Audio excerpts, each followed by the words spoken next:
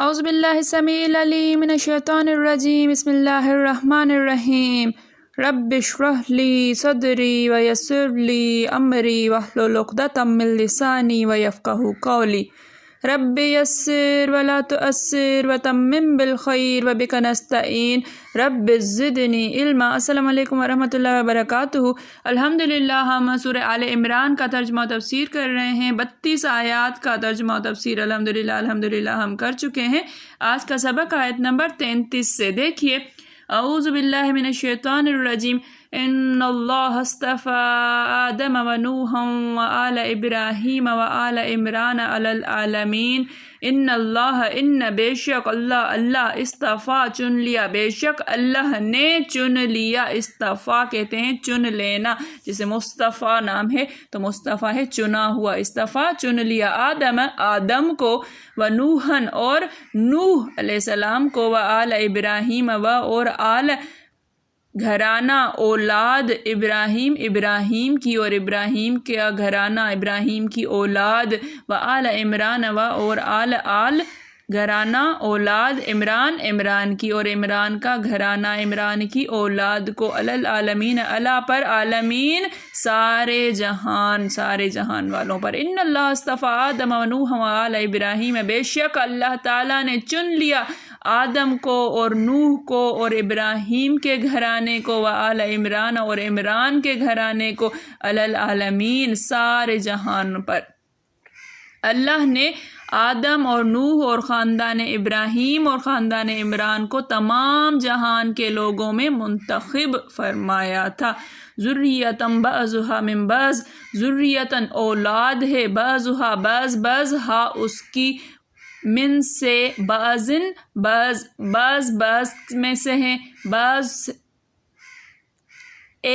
یعنی وہ ایک دوسرے میں سے ہیں، وہ ایک دوسرے کی اولاد ہیں۔ واللہ اور اللہ سمیع سننے والا ہے، علیم جاننے والا ہے۔ ذریۃ بعضھا من بعض، اولاد ہے بعض ان کی بعض میں سے، یعنی وہ ایک دوسرے کے وہ اولاد ہیں، وہ ایک دوسرے کی۔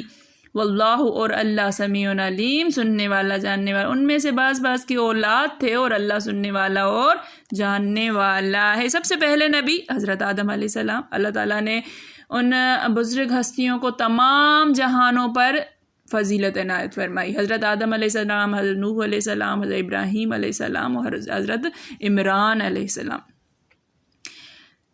حضرت آدم علیہ السلام کو اپنے ہاتھ سے پیدا کیا، اپنی روح ان میں پھونکی، ہر چیز کا انہیں نام بتائے سکھائے، جنت میں انہیں بسایا، پھر اپنی حکمت کے اظہار کے لیے زمین پر اتارا۔ جب زمین پر بت پرستی قائم ہو گئی تو حضرت نوح علیہ السلام کو سب سے پہلا رسول بنا کر بھیجا۔ حضرت نوح علیہ السلام تک جو ہے بت پرستی نہیں تھی، اس دور میں بت پرستی شروع ہوئی اور اللہ تعالیٰ نے حضرت نوح علیہ السلام کو رسول بنا کر بھیجا۔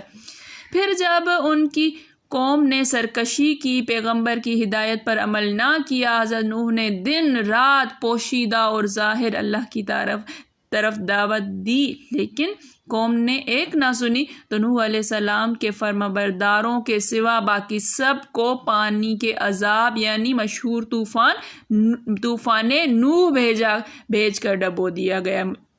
طوفان نوح سب کو معلوم ہے۔ خاندان خلیل اللہ علیہ السلام کو اللہ تعالیٰ نے برگزیدگی عنایت فرمائی۔ اسی خاندان میں سے سید البشر خاتم الانبیاء حضرت محمد مصطفیٰ صلی اللہ علیہ وآلہ وسلم ہیں۔ عمران کے خاندان کو بھی اس نے منتخب کیا۔ عمران نام ہے حضرت مریم علیہ السلام کے والد صاحب کا۔ جو ہم آل عمران پڑھ رہے ہیں تو یہ حضرت مریم کے والد صاحب کے نام کے مطابق عمران جو ہے وہ آل عمران کے نام سے یہ صورت ہے، ان کی طرف یہ منسوب ہے۔ عمران حضرت موسیٰ علیہ السلام کے والد صاحب کا بھی نام تھا، حضرت ہارون اور حضرت موسیٰ علیہ السلام کے والد کا نام بھی عمران تھا، حضرت مریم علیہ السلام کے والد کا نام بھی عمران۔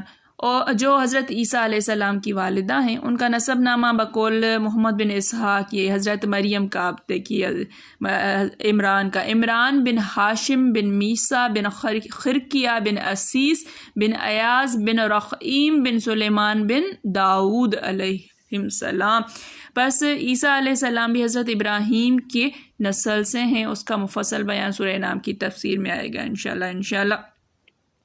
حضرت ابراہیم علیہ السلام کے 2 بیٹے حضرت اسحاق علیہ السلام اور حضرت اسماعیل علیہ السلام۔ حضرت اسحاق علیہ السلام کی اولاد سے حضرت عیسیٰ علیہ السلام ہے، اور حضرت اسماعیل علیہ السلام کی اولاد میں سے نبی کریم صلی اللہ علیہ وآلہ وسلم ہے۔ تو بنی اسرائیل کے بھی جتنے بھی نبی آئے ہیں تو وہ سارے بھی حضرت ابراہیم علیہ السلام کی اولاد ہیں، کہ حضرت ابراہیم علیہ السلام کے بیٹے حضرت اسحاق، اسحاق علیہ السلام کے بیٹے یعقوب، یعقوب علیہ السلام کے بیٹے یوسف علیہ السلام، پھر ان کی اولاد جو چلی تو انہی میں سے حضرت موسیٰ علیہ السلام، پھر وہ سلسلہ چلتا رہا، اور پھر حضرت عیسیٰ علیہ السلام بھی انہی میں سے۔